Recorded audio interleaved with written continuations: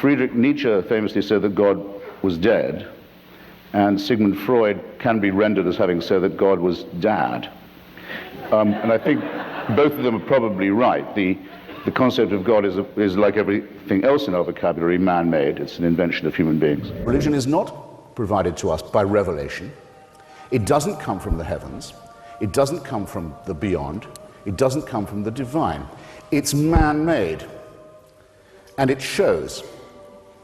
It shows very well that religion is created, invented, imposed by a species half a chromosome away from the chimpanzee. It shows, doesn't it?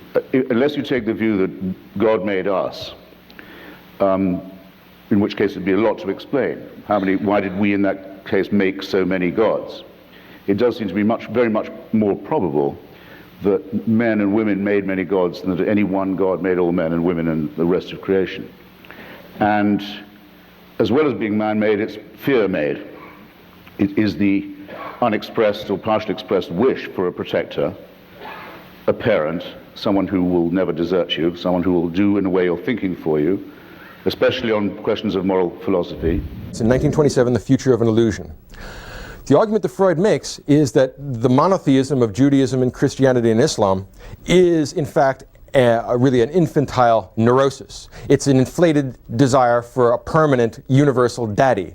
God is the big sky daddy that supervises everything and runs everything. He's omnipotent and omniscient, and he's just a wonderful guy, just the way you thought your daddy was when you were one. That's the endless human wish to believe that we have parents who want to look out for us and help us not to grow up. Now, the difficulty is that individual human beings stop being one eventually, and they no longer think that their daddy is omnipotent or omniscient, and they no longer think he's the best daddy in the world, they no longer think he's the only daddy in the world, and they realize he's just like you. He's a daddy, but I mean, the way of all flesh, it's all really the same.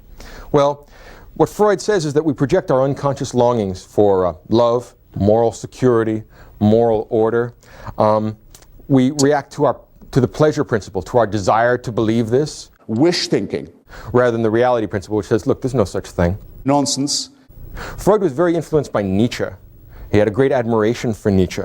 And there's the same ruthless Nietzschean drive towards the dissolution of our happy illusions. At its best, it's that. It's a wish to be loved more than you probably deserve. And at its worst, it's the underdeveloped part of the human psyche that leads to totalitarianism, that wants to worship and that wants a boss, that wants a celestial dictatorship. And that's the bit that's now threatening to destroy our secular civilization. There is no big brother in the sky. It used to be believed, I mean, the number of gods now it's infinite, and a new god is created almost every day by some cult or other, but it used to be that. There was a belief that gods were in the trees, in the woods, in the springs, in the sea, in the clouds, and so forth. Polytheism of a kind. Then something a bit more polytheistic, like Olympus, where there was at least a location for the divine, but it was multifaceted. And then monotheism, getting it down to one.